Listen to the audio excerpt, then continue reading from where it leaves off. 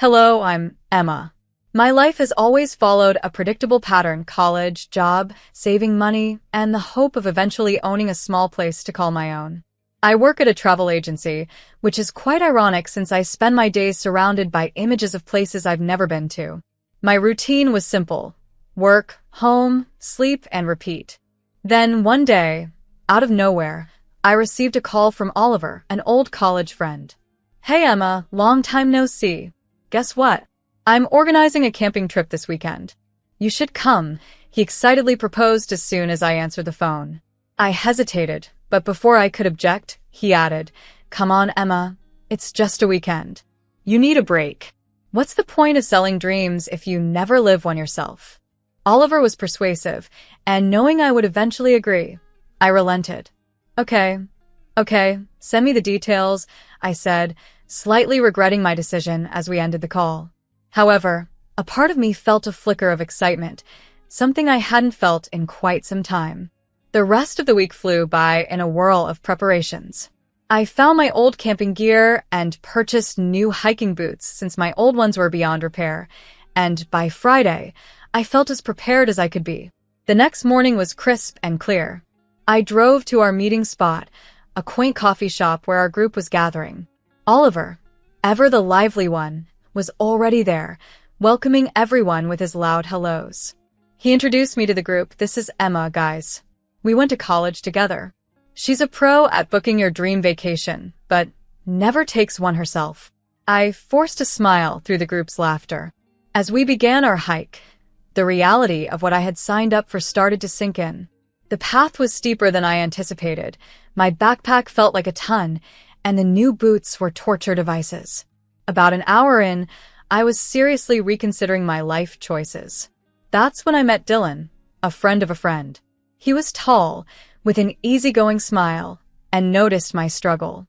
"First time hiking in a while?" he asked, seeing my clumsy steps. "Is it that obvious?" I replied, out of breath. He laughed and offered to carry my backpack to ease my climb. I hesitated but accepted, feeling both relieved and embarrassed. "Thanks, I guess I'm not as fit as I thought," I admitted.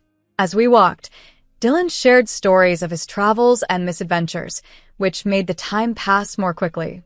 I found myself laughing more than I had in months. By the time we set up camp, I was tired but invigorated. The evening was filled with campfire stories and marshmallows.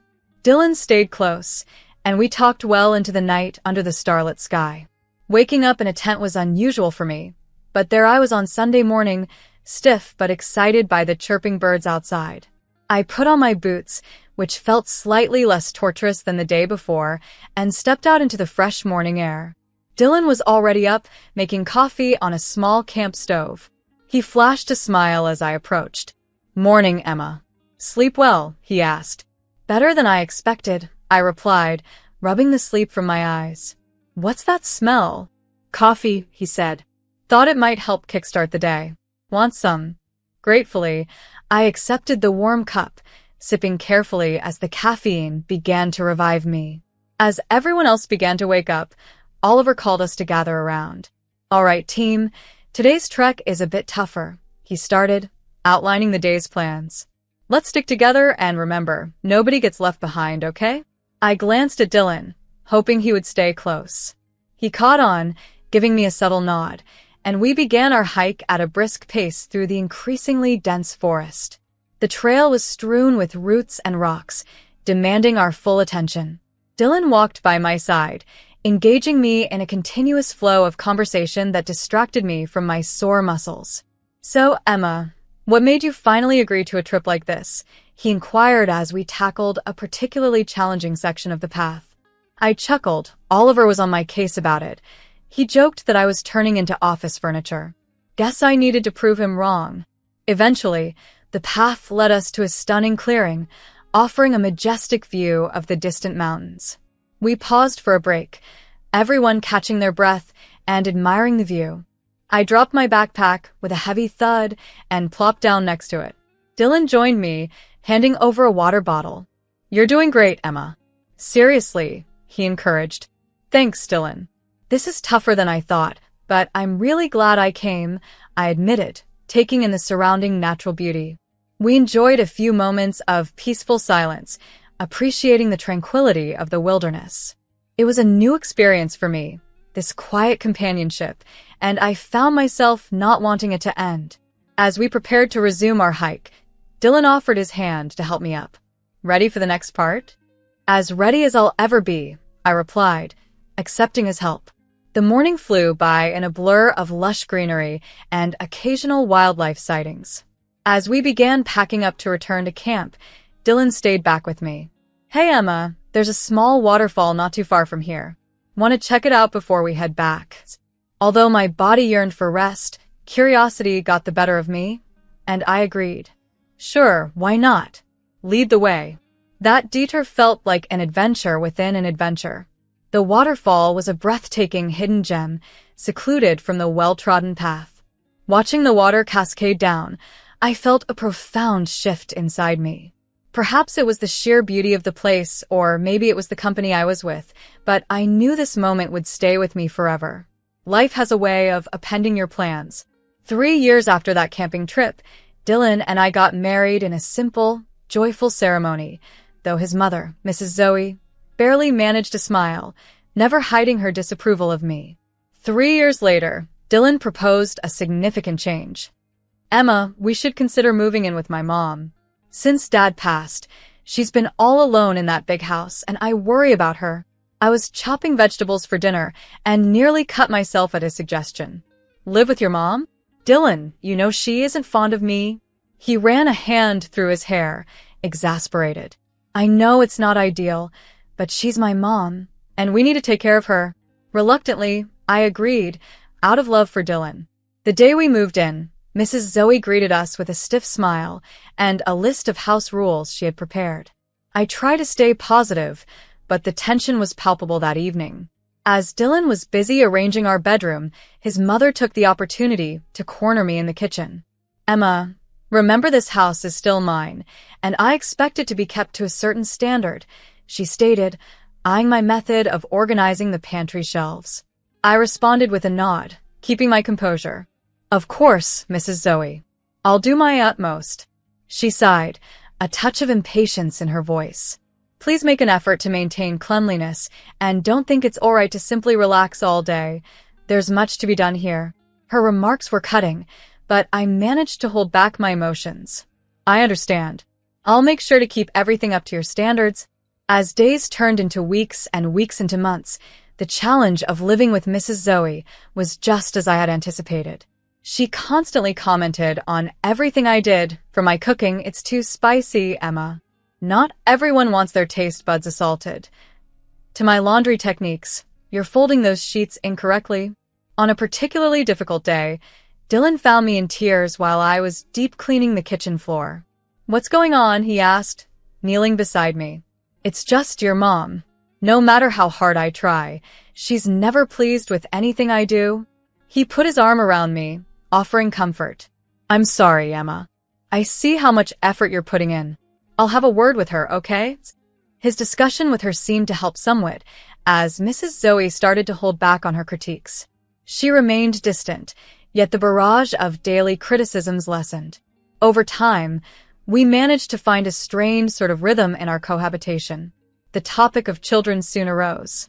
I longed to start a family, but after months of no success, anxiety began to set in. During a quiet moment one evening, while washing dishes with Dylan, I broached my worries. Dylan, do you think something might be wrong? Should we consider seeing a doctor? He continued scrubbing a plate, avoiding eye contact. I'm not sure, Emma. Let's not jump to conclusions. These things often take time. The lack of progress was disheartening, but he seemed reluctant to delve deeper. Amid these trials, I sought comfort in creating a space within the house. I took up gardening, an endeavor I'd always imagined undertaking. To my surprise, even Mrs. Zoe seemed to acknowledge my efforts, albeit gruffly, on one occasion. You seem to have a real talent for gardening, she commented one day as she watched me prune the roses. Grateful for any semblance of approval, I smiled warmly. Thank you, Mrs. Zoe. I appreciate your kind words. In an unexpected turn, Dylan suggested I leave my job to focus on home life, and I agreed, becoming a full-time homemaker. My days were filled with juggling household responsibilities, caring for Mrs. Zoe, and managing the shifting dynamics of our household. Dylan's behavior began to change as well. He stayed late at work more often, too tired to engage when he returned, and frequently opted to sleep in the spare room, citing the need for undisturbed rest. One evening, as I was repairing a leaky faucet, Dylan's sister, Abigail, visited unexpectedly. Still the devoted wife in this old place. Emma, she scoffed, scanning the dim kitchen. I defended my new life. It's not as bad as it seems, Abigail. You get used to it. She let out a scornful laugh that resonated through the room. Typical for you, isn't it? Old-fashioned and lonely. Seems to suit you perfectly. Before I could answer her, she quickly turned to her mom. Mom, I need some money for the usual things, you know the drill. Mrs. Zoe, without skipping a beat, reached for her checkbook. Her hands were trembling, but her resolve was clear as she wrote out a check for her daughter. Shortly after Abigail's visit, Mrs. Zoe's health began to decline significantly. One day, she called me into her room, her voice much weaker than before. Emma, could you help me with my bath today? I'm really struggling, she asked softly. I nodded, fighting back tears, and replied gently, Of course, Mrs. Zoe. As I supported her, her typically stern demeanor softened. By the time we finished, tears were streaming down her face. Thank you, dear. It seems my daughter can't be bothered to help, she murmured. It's no trouble at all, I soothed her, assisting her back to her room. That day was a turning point in our relationship. She began to view me more as a daughter than merely a guest staying in her home. However, while I grew closer to Mrs. Zoe, her son Dylan became more aloof. I once overheard him talking about a new apartment he had bought close to his workplace. Later, I casually asked him, Could you show me the apartment sometime? Trying to keep the tone light.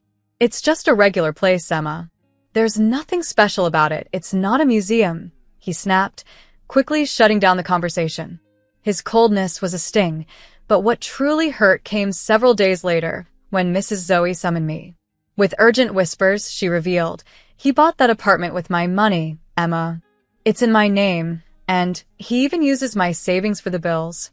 My heart dropped. Why would he do that? I asked in disbelief. She shook her head, her eyes filled with sorrow. I'm not sure, dear, but be cautious. There's something not right with Dylan. Throughout these difficult times, Mrs. Zoe, my unexpected ally, began treating me with a newfound warmth. One relaxed, sunlit afternoon as we sat together in the parlor, I broached a subject I had been contemplating. Mrs. Zoe, have you thought about giving this old place a makeover?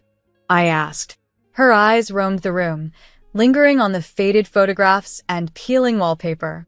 Perhaps a little refreshment wouldn't hurt, she admitted, her voice tinged with rare nostalgia. Encouraged, I proposed a more thorough transformation. How about we shake things up? Some fresh paint, revitalized furniture, new curtains. It could transform the atmosphere here. Intrigued, she raised an eyebrow. What do you have in mind? Energized by her interest, I detailed my ideas for vibrant paint and updated furniture. Mrs. Zoe nodded thoughtfully. That sounds lovely. It's been forever since we've changed anything here. Think you can handle that? Absolutely, I assured her, excitement rising within me. The following day, equipped with paint samples and fabric swatches, I set out to revitalize the old mansion. The work was demanding but fulfilling, infusing new life into these old walls. As I was removing wallpaper in the dining room, Mrs. Zoe stopped by, leaning on her cane. You're committed to this, aren't you? She noted, watching me work. I am, I confirmed, grinning through my sweat. This place will feel completely transformed. She laughed, a sound so infrequent that it almost startled me. At this rate, I might not even recognize my own home, she remarked with a wry smile. Days melted into weeks as we gradually transformed the residence. The once somber and dim hues were replaced by bright, inviting colors. We tore out the old, musty carpets to reveal stunning hardwood floors beneath, which we polished until they gleamed. Dylan's visits became even scarcer, But one evening, he unexpectedly arrived while I was hanging new curtains in the living room. "What the hell is all this? What have you done to my house?" he exploded, his gaze rapidly taking in the renovated space. Just then, Mrs. Zoe entered the room. "It's my house, Dylan. I want it to be beautiful. Emma is doing an excellent job," she declared firmly. Dylan's face tightened with frustration. "Fine," he snapped, before storming off to another part of the house. Despite his outburst, we continued our work.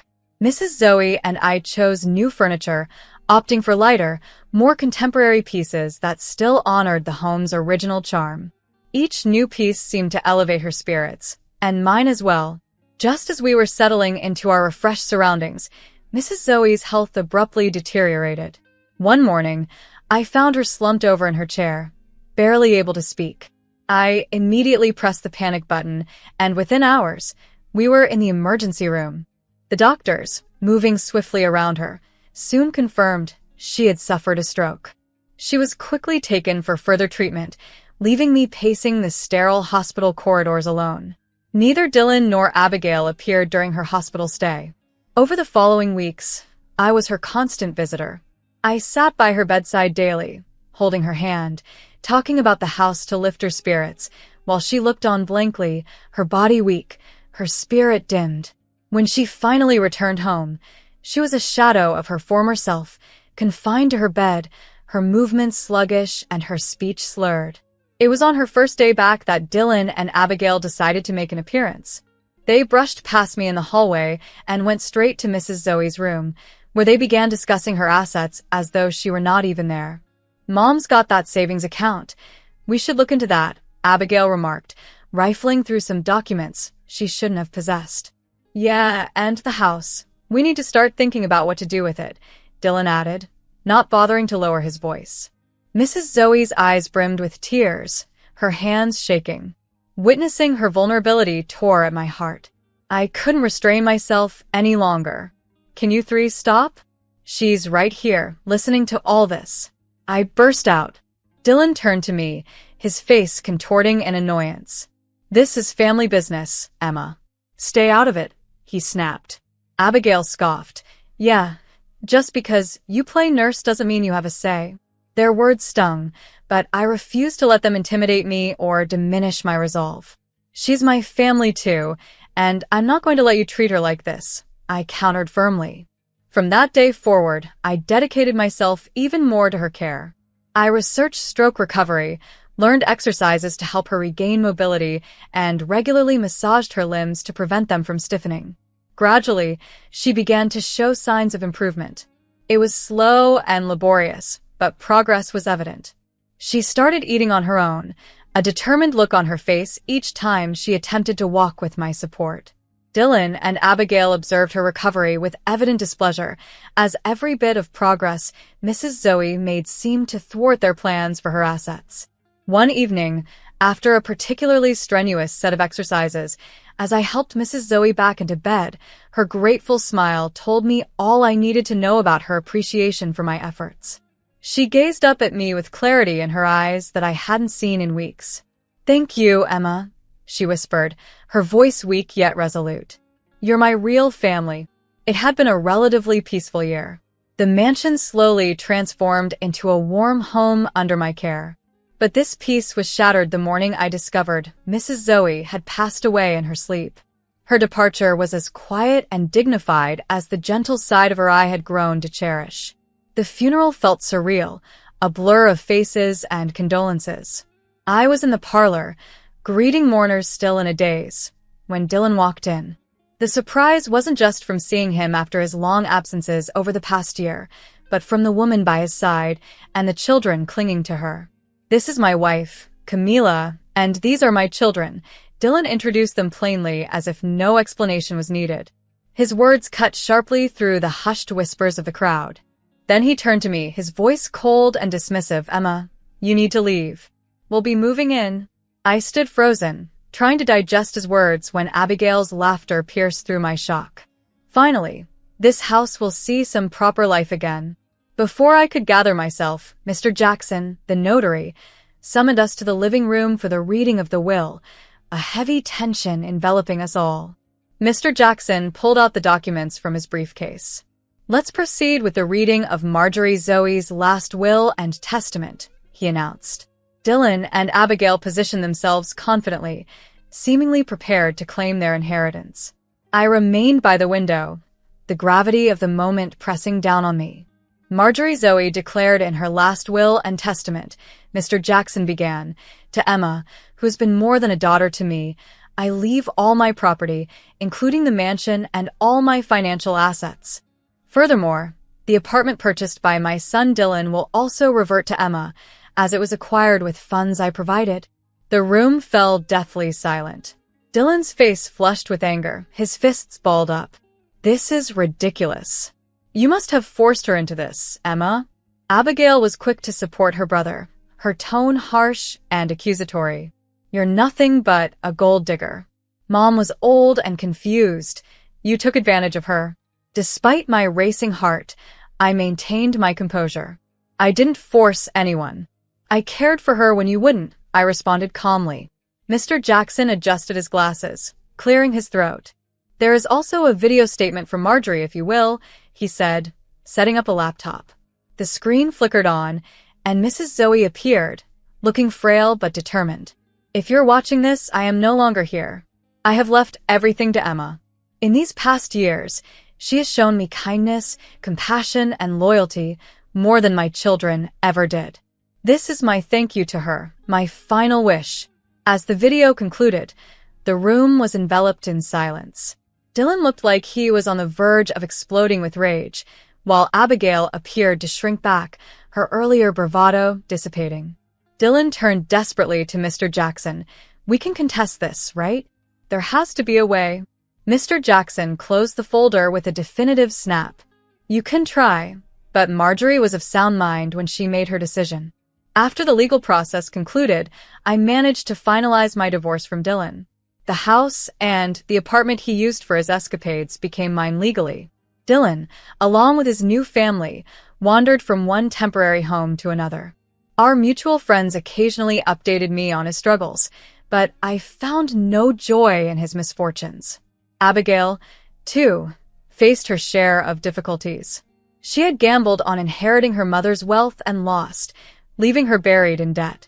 One afternoon, she appeared on my doorstep, looking worn and defeated, a stark contrast to her usual confident demeanor.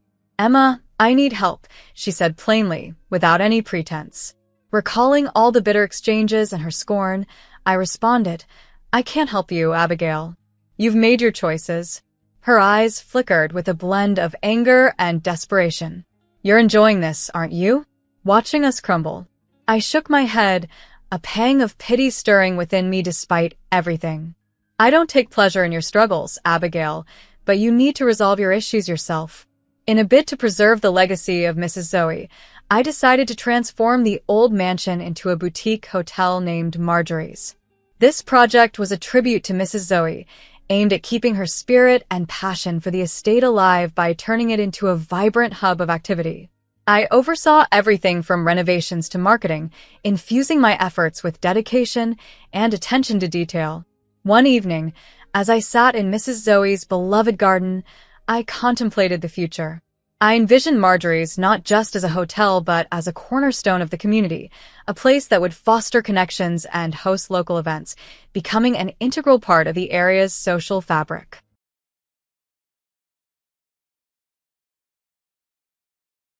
"How dare you live in luxury on my son's fortune, you mere daughter-in-law! Leave!"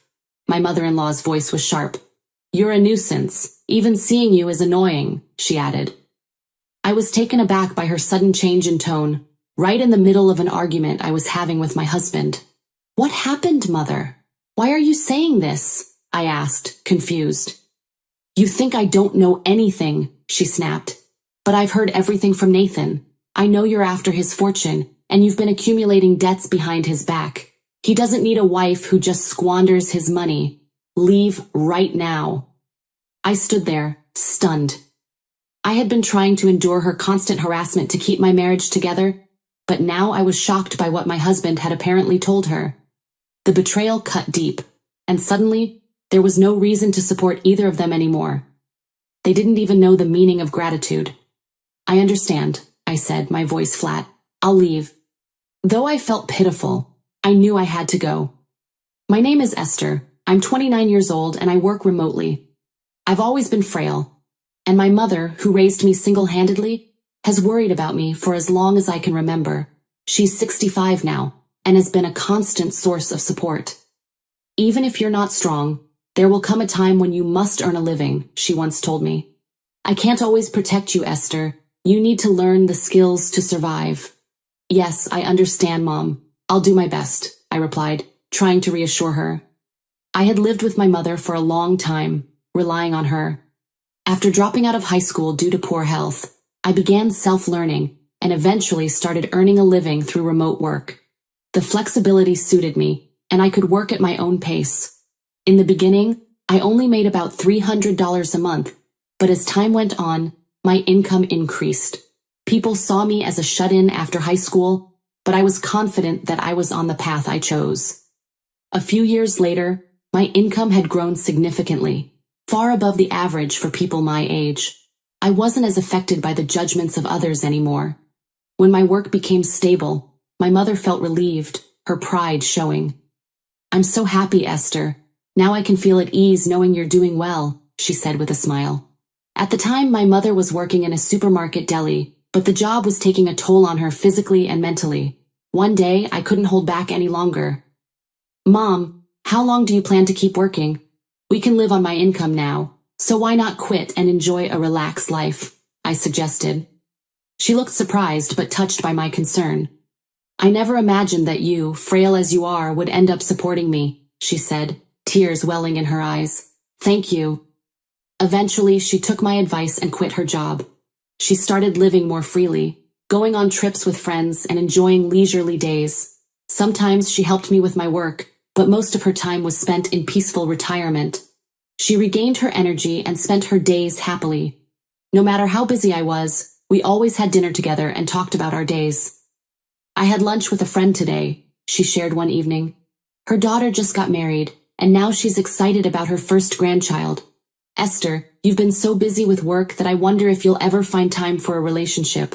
But I hope you meet someone wonderful. I smiled, though I felt a little uncomfortable. Marriage, huh? I've never seriously thought about it, I admitted. But it's something to aspire to, isn't it? I nodded slightly, thinking about our conversation. To be honest, marriage had never been on my mind. I had always been sick, in and out of the hospital during my childhood, and had dropped out of high school because of my health. I didn't have many friends, let alone relationships. But as my mother said, maybe marriage and a family wouldn't be so bad if the right person came along. I started to consider the possibility. One day, I took the morning off and visited a shopping mall. A salesperson at a jewelry store approached me. Are you looking for a gift? I'd be happy to help. Yes, thank you, I said. I'm looking for a necklace for my mother's birthday. Do you have any recommendations? This was my first encounter with Nathan, who would later become my husband. A gift for your mother? That's wonderful. Shall I show you some recommendations? Do you have a budget in mind?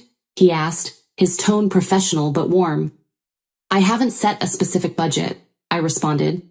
If I find something appropriate, I'll buy it. Please, show me your best options. As we browsed, our conversation flowed easily. By the end of our meeting, we had exchanged contact information. It was unusual for a customer and employee to connect like that, but something about our interaction felt natural. Of course, I chose a beautiful and expensive necklace for my mother, but the real gift that day was my meeting with Nathan. We began to keep in touch, and despite our busy schedules, we made time for occasional dates. Our relationship progressed quickly, and soon we were discussing marriage. My mother seemed to sense that something had changed. Mom, I'm thinking about marrying someone, I said one evening. Her face lit up. I thought you'd been looking more lively lately. So you've got a boyfriend? I'm so happy for you. I'd love to meet him. At almost 30, the idea of marriage felt surreal, like a dream I hadn't even considered until recently. My mother seemed just as excited as I was. When I introduced her to Nathan, we learned that he had also been raised by a single mother. I will definitely make Esther happy, Nathan said to my mother. Please allow me to marry her. My mother smiled, clearly touched. Of course, she said. I can see how much you care for her. Our courtship wasn't long, but it felt like destiny. My mother understood that well and was genuinely happy for me. After that, I went to meet Nathan's family, not realizing how drastically it would change my life. Nathan still lived with his mother in a quiet residential area. When I first arrived, his mother gave me a critical once-over. So, you're the one Nathan wants to marry, she said, her voice cold. I expected someone a little more flashy. You're quite plain. Nathan, embarrassed by her comment, quickly interjected. Mom, that's really rude. You're meeting Esther for the first time. Please be polite. My first impression of my mother-in-law was the worst. I couldn't understand what she was thinking, and her eyes, laughing creepily while looking at me, made me extremely uncomfortable. Nathan seemed to try standing up for me, but he also appeared careful not to upset his mother. Nice to meet you. I'm Esther. I've been dating Nathan with the prospect of marriage in mind, I said politely, trying to break the ice. Oh, I've already heard about that from Nathan, she interrupted, a sharp edge to her voice. Your name, age, job, and even the fact that you come from a single mother family. I was taken aback by her sarcasm. An unpleasant person. That description fit her perfectly. Then she said, I have no objections to the marriage, but Nathan and I plan to live together. We're considering buying a new apartment. Once you both get married, let's live there, all three of us. If you can't accept this, then maybe marriage is out of the question. I hadn't heard about this arrangement before. It seemed Nathan and his mother had planned this all along. They handed me a brochure for the apartment they planned to buy, a luxurious 4-room high-rise condo. This is an incredibly luxurious condo, Nathan said, smiling. The three of us will live here together. Didn't I mention it? I can't be separated from Mom even after marriage. I worry about her, so if you decide to marry me, living with my mom is unavoidable. You understand, right? I felt uneasy seeing Nathan's expression, but my mind was in turmoil, and I couldn't think straight. Afterward, Nathan was as kind as ever to me, and I found myself believing in his kindness. In hindsight, I should have said I needed more time to think, but when I returned home, my mother was so happy about my engagement that I couldn't bring myself to delay the conversation. And so, the marriage life plan by Nathan and his mother began. The new high-rise condo was close to my mother's house, which gave me some comfort. If there were any problems, I could visit her quickly, and she could come to my apartment. But soon, I realized I couldn't live the life I wanted. As soon as we moved in together, my mother-in-law declared, Esther, you understand, right? From now on, you'll be taking care of my daily needs, cleaning, laundry, and of course, preparing meals perfectly. I'm counting on you. I expected to handle household chores, but my mother-in-law's behavior became strange. She monitored my every move. I was even forbidden to contact my mother, and she wasn't allowed to visit our home. What shocked me most was that I had to bear all the household expenses. You realize who you have to thank for living in this luxurious apartment, don't you? She said one day. Never forget your gratitude to us. What? What did you just say? I asked, shocked. My mother-in-law seemed to have no idea that I was the one supporting the household financially. She believed her son was the provider. You might be satisfied with the small amount of money you earn on your computer, but for us, that's worthless. What good is that petty cash? She continued haughtily. I was stunned by her words, realizing she didn't understand the actual situation. I thought about showing her the household accounts, but decided to talk to Nathan first. Why doesn't your mother know that I'm supporting the household? I asked him. She criticizes me every day, saying I'm living off her, and she underestimates my earnings. What's going on? I added indignantly. Nathan just laughed. Are you bothered by that?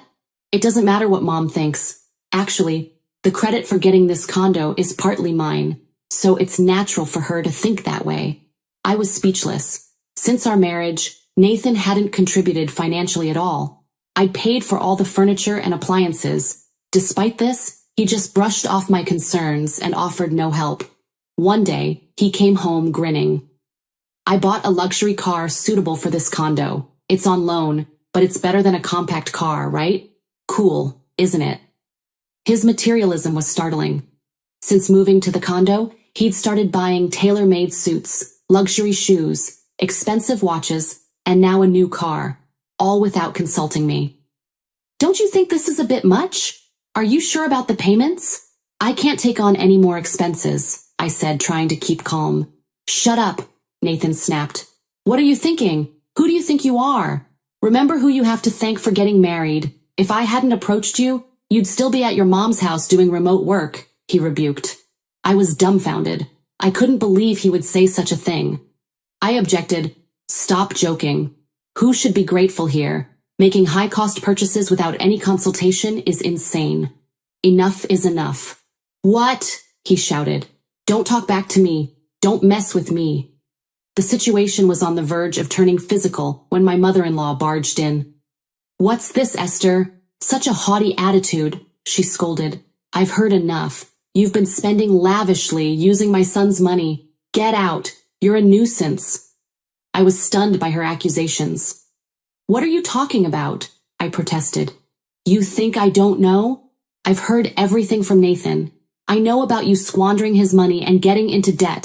We don't need an economic parasite. Just leave," she yelled. I had planned to endure her harassment for the sake of my marriage, but my husband's betrayal was more than I could bear. In reality, I wasn't living lavishly, nor was I in debt. The ones wasting money were these two. Ungrateful was the word for them. Nathan laughed, siding with his mother. "What will you do, huh? Apologize or leave? If you leave, I won't stop you, but remember, it means divorce. Got it?" my husband angrily declared. I looked at him, feeling completely drained. "I'll leave. I don't need the furniture or appliances I paid for. I'll leave them here," I responded. I wanted to throw their words back in their faces. After all, thanks to me, they were living in a 4-room condo. As I started filling out the online divorce papers, my mother-in-law watched me with a delighted grin, clearly happy to see me leaving. She sneered, "You won't need to worry about this condo. We'll be just fine." I held back the urge to respond, focused on the task at hand. My husband Nathan stood beside her, wearing the same smug expression. He handed me the papers. "Here, just sign. No alimony, no property division. You can go. I was worried you might try to claim this place, but it turns out I was wrong." I looked him in the eye. "I have no interest in this apartment. It never meant anything to me." As I quietly packed my belongings, I made sure to empty all our joint accounts. I knew some might criticize me for it, but every penny was earned by my hard work over the years. When I arrived at my mother's house, she greeted me with a worried expression. "I've been trying to call you, but you weren't answering.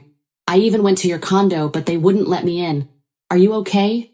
"What do you mean?" I asked, confused. She frowned. "I called several times, but it wouldn't go through." Surprised, I checked my phone and discovered her number had been blocked. "I can't believe this.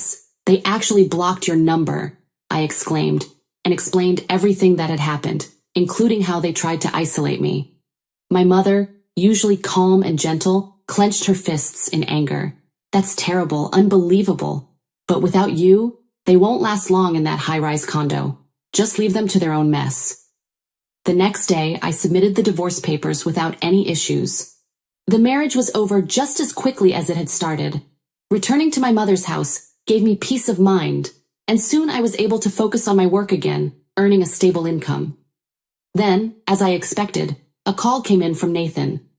"Esther, it's me. I need your help." "I'm busy right now," I responded, not interested in hearing more. "Please, we're behind on the mortgage and utility bills. I had to sell the car and pawn my watch, but it's still not enough." I could hear the desperation in his voice, but I wasn't moved. "That's unfortunate. If we were still married, I might have felt obligated to help, but we're not. I'm not generous enough to lend money to a stranger." "Sorry," I replied. "Please," he begged. "You're the only one I can turn to." "Isn't your mother right there? Ask her for help," I said, my patience running thin. His mother grabbed the phone. "Esther, you're being heartless. We're in trouble. Can't you help? You gain nothing by holding a grudge," she shouted. I couldn't hold back any longer. "That was my money. You have no right to ask for anything from me after kicking me out. If you keep this up, I'll send you a bill for all the living expenses I covered." I uttered angrily. There was a stunned silence on the other end.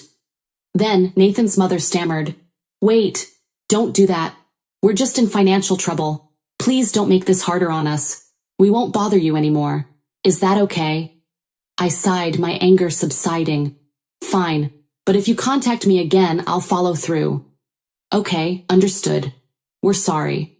We won't bother you anymore," she muttered before hanging up. I blocked their numbers and felt relieved, knowing I wouldn't have to deal with them again. A few weeks later, my mother told me she saw them packing up and leaving the high-rise condo. "They looked miserable," she said. "Not at all like the people they used to be." I wasn't surprised. Without my income, they couldn't afford the condo's mortgage or utility bills. It seems they were still struggling to repay their debts, and the house hadn't been sold yet. It was their just desserts. Nathan had worked at a jewelry shop, but he wasn't earning much. He must have finally realized that living in the high-rise and maintaining that lifestyle was all thanks to me. But it was too late for him to realize that now. As for me, I'm starting a new chapter, focusing on spending peaceful moments with my mother. I'm living comfortably in my childhood home for now, but I'm planning to find a new house for us, a luxury, barrier-free home that my mother and I will both enjoy. It's the least I can do for her. "Esther, you've always been good at your job. Keep up the good work. I'll always be here to support you," my mother said, her words warming my heart. Encouraged by her love and support, I'm determined to work hard for her sake from now on.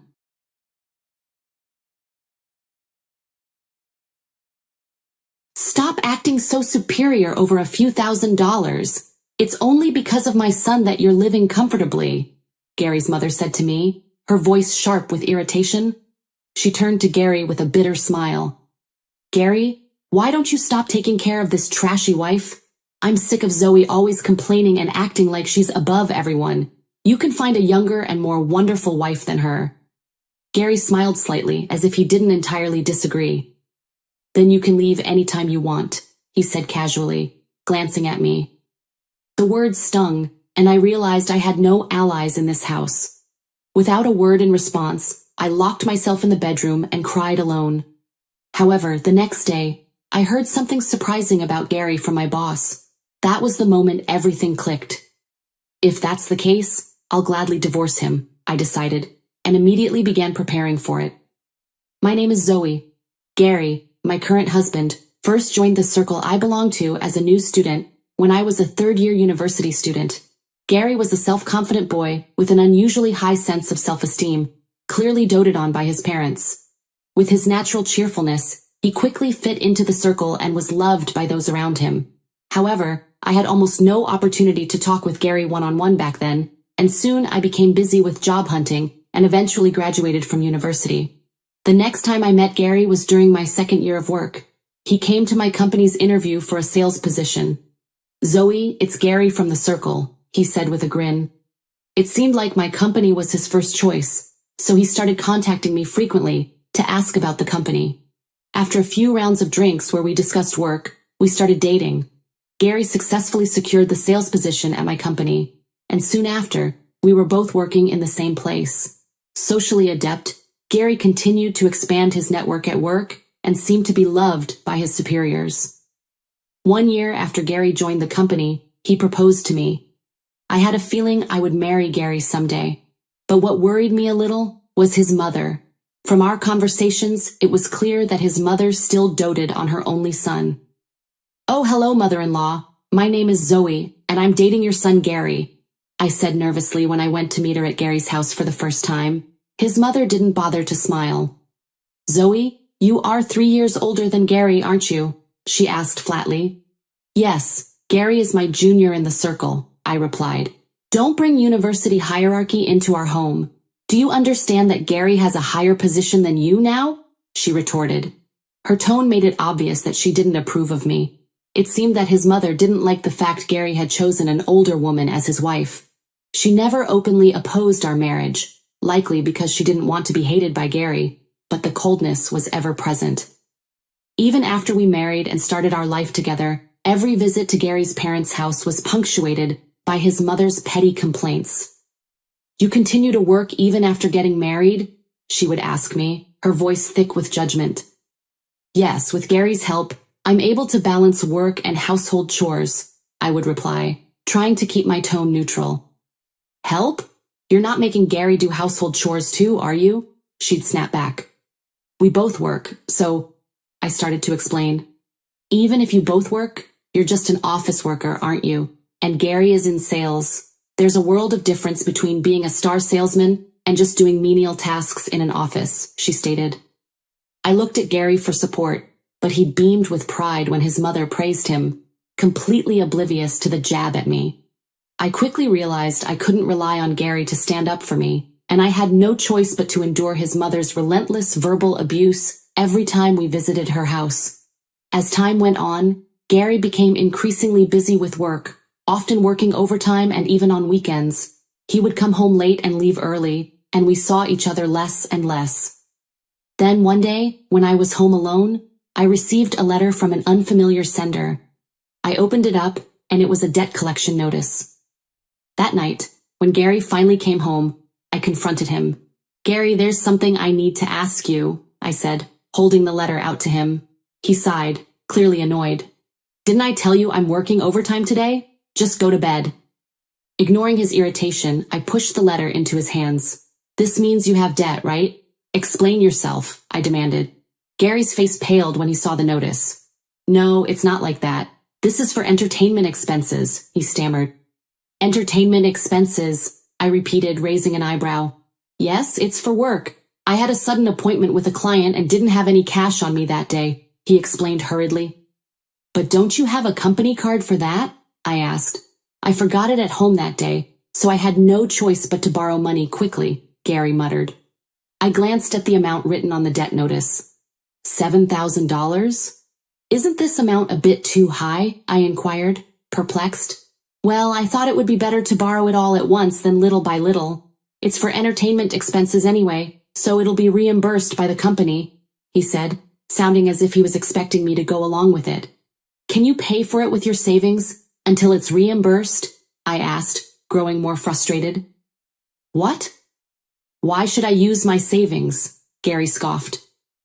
If we don't pay it back soon, interest will accrue. We also need to save for the loan payments on this apartment, I explained. I wasn't entirely convinced by his story, but I couldn't stand the idea of letting the debt pile up. So I ended up transferring $7,000 from my own savings, which I had been putting aside since before we got married, to cover his loan. Gary seemed to have learned his lesson, as he promised not to go out for entertainment anymore. He even said he'd stay home that weekend and spend time with me instead. Oh, by the way, why don't we visit my mother? It's been a while, Gary suggested casually that weekend. I wasn't thrilled by the idea, but I felt guilty about not visiting her since Gary had become so busy, so I agreed to go with him. Gary's mother was overjoyed to see her son, but as expected, she was as cold toward me as ever. I no longer bothered trying to impress her, though. Whenever she was about to start complaining about me, I would quietly slip into the kitchen. It was far better to be busy making tea than to sit there and endure her verbal abuse. As I finished preparing tea and headed back to where Gary and his mother were sitting, their loud voices stopped me in my tracks. Is your married life really going well, Gary? You're not being bossed around by Zoe or anything like that, are you? His mother asked, her voice dripping with concern I had never heard before. Gary answered in a self-important tone, Of course not. Zoe does whatever I say about housework or money. She even hands over her savings whenever I ask her to. I couldn't believe what I was hearing. Was he talking about me taking on his debt the other day? Gary continued boastfully, If there's anything you want, just tell us. Zoe still has plenty of savings left, so she'll buy you whatever you want. That's right, his mother chimed in with a laugh. Thanks to you, an old hag like her was able to get married, so she should do something in return. I couldn't take it anymore and spoke up. Please stop this already. Both of them looked surprised at my voice. That savings is money that I've been putting aside little by little since before we got married, for our future, I said, my voice shaking with frustration. And besides, I didn't give anything to Gary. We just agreed that he would borrow it until it was reimbursed as an expense, I added. Gary, as if clinging to an excuse, replied, Then when it's reimbursed as an expense, why don't you buy something for my mother with that money? You've been ignoring her all this time as my wife, so you should do something as her daughter-in-law, he suggested insistently. His mother nodded, pleased with Gary's words. Gary is such a kind son. Compared to him, Zoe is a stingy wife who doesn't even want to give her family a small gift, she rebuked. Wait a minute, I protested. If it's just a small gift, then I'm happy to give it. But what I lent Gary was $7,000. That's a huge amount of money. Gary's mother glared at me, clearly dissatisfied. Don't act all high and mighty over a few $1,000s. You're able to live comfortably thanks to my son.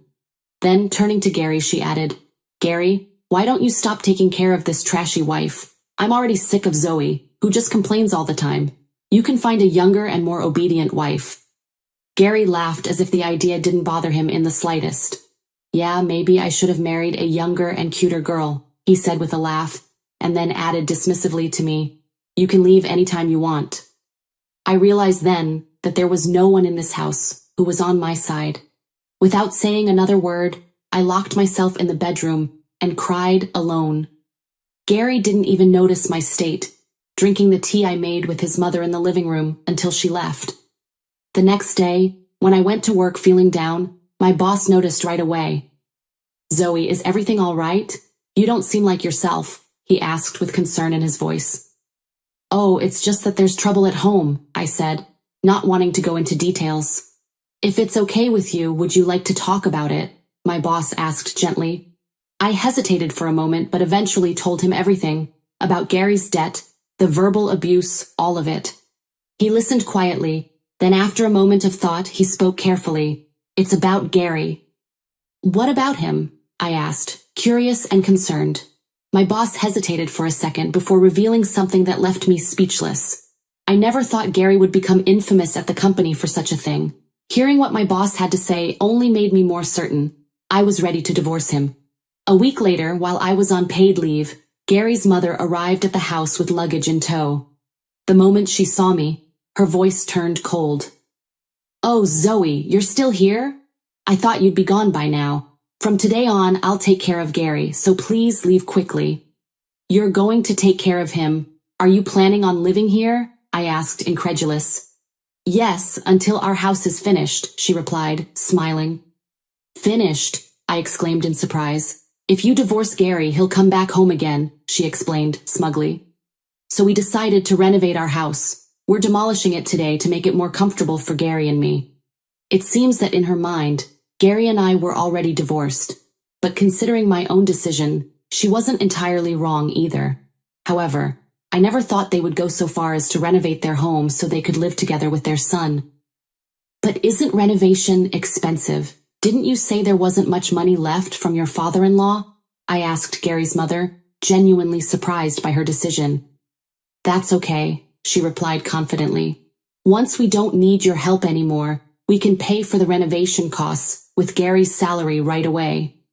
I raised an eyebrow. With Gary's salary? Didn't I tell you there's a difference in how much you earn between an office worker like you and an up-and-coming salesman like Gary? My mother-in-law continued. If you know how much of a nuisance you are yourself, then just leave right away, she added. I couldn't help but burst out laughing. Gary's mother, clearly irritated, demanded, What? What's so funny? I explained, still chuckling. Gary is going to be fired soon. What? She screamed in shock, her face paling.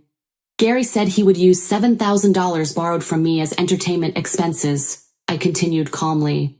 But apparently, he used it for private purposes. Suddenly, she grabbed my arm with great force, her desperation evident. Zoe, why are you working at the same company as Gary? This is the kind of situation where a couple should support each other. Tell the president to withdraw his dismissal decision. I shook my head in disbelief. A couple? Weren't you the one who told me to leave Gary and get out of here? Who is saying a couple should help each other now? I asked her angrily. My mother-in-law's face has changed color. Oh, I see. Well, I'm definitely planning to divorce Gary, I continued. What? You're going to abandon him when he loses his job, she cried, regaining her composure. You're such a terrible wife. Don't you have any compassion for Gary? The mother-in-law added. I met her gaze firmly. Gary is the one who lacks compassion. He's been cheating on his family. The first thing my boss told me was that during work hours, several employees had seen Gary dating another woman. It seems that the money he deceitfully took from me was also used for dates with his mistress. I decided to divorce Gary, not because he's going to lose his job, but because he's been betraying me all along.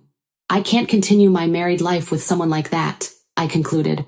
As expected, Gary's mother couldn't defend him any longer. She just hung her head and fell silent. I left her like that and packed my things before leaving home. That night, Gary called me after returning home. "Zoe, is it true that you left?" he asked, his voice a mixture of disbelief and panic. "Yes," I replied coldly. "Didn't your mother tell you?" "All she said was, Zoe left, and then she fell ill," Gary responded. "What happened? Please come back right away." "What are you talking about? You were the one who told me to leave," I scoffed. "I didn't mean it seriously," he protested. "I thought you wouldn't leave me." "I can't live with you anymore," I said firmly. "Stop being so stubborn," Gary snapped. "How long are you going to sulk?" My anger boiled over. "It's you who needs to stop being stubborn. I know everything." There was a moment of silence before Gary asked, fear creeping into his voice. "What do you know? You've been cheating on me, and the $7,000 debt you borrowed from me was used for dates with your mistress, wasn't it?" I asked him bluntly. Why would you say that?" he stammered, clearly flustered. "My boss told me everything," I replied. "Several employees saw you dating your mistress during work hours. You can't deny it. I'm going to start divorce proceedings right away." I then calmly explained what would happen after our divorce. "First, you'll have to pay back the $7,000 I lent you, and I'll also be seeking compensation for emotional distress." "Well, wait a minute," Gary blurted, panic seeping into his voice. "I couldn't even pay off my debt, so there's no way I have that kind of money." "I don't know anything about your situation," I responded coldly. "My demands won't change." "Zoe, please reconsider," Gary begged. "You were happy to marry a younger and popular guy like me, weren't you?"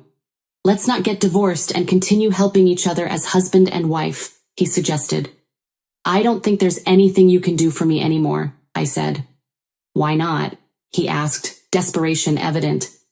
"We've been living comfortably thanks to our dual income. Your debt ruined everything, and we won't be working together anymore," I told him bluntly. "You're fired." "Fired?" Gary asked, as if he hadn't fully grasped the gravity of his situation yet. "Your co-workers have been talking about how you're all talk and no action at work. They've noticed how careless you are when it comes to important tasks, and they've found out about your fraudulent expense claims too. Gary, you were only popular at first because you were friendly with everyone. There are no benefits for either the company or myself if we continue working together." I hung up on Gary without another word. Gary continued calling me many times after that, leaving messages on my answering machine saying things like, "Please help me," and "Let's start over," but he was too persistent, so after a few days, I blocked his calls. I went through legal procedures such as property division with a lawyer. After that, we decided to sell the house we had lived in until then for property division purposes, but it didn't sell for much. As a result, only the loan remained unpaid. I also had to bear the burden of the loan, but I was able to pay it off thanks to the $7,000 that was returned and the compensation. However, Gary, who was fired from his job and had no prospects for future income, was unable to pay off the loan and was forced to declare bankruptcy. In such a state, he could not afford to pay for the renovation of his parents' house, so they had no choice but to sell it. Gary and his mother lost their home. It was difficult for the two of them, without any income, to find a place to live. They managed to find a job at an inn where they could live in. However, Gary's salary alone was not enough to make ends meet, so his mother was forced to do physical labor and became exhausted. Gary, who had lost his only advantage of being friendly with everyone, is now treated as a useless person even at the inn where he works. He is ridiculed by younger staff members. On the other hand, I worked hard at my job as if to counteract the shock of my divorce. My boss saw my efforts and gave me a promotion with a significant raise. I have been going out for drinks with my boss, who has been helping me with various things since I got divorced. And recently, he confessed that he wanted to date me privately. Unlike Gary, who was unreliable, I may have finally found a reliable and trustworthy partner. With such thoughts in mind, I entrust my hope for the future,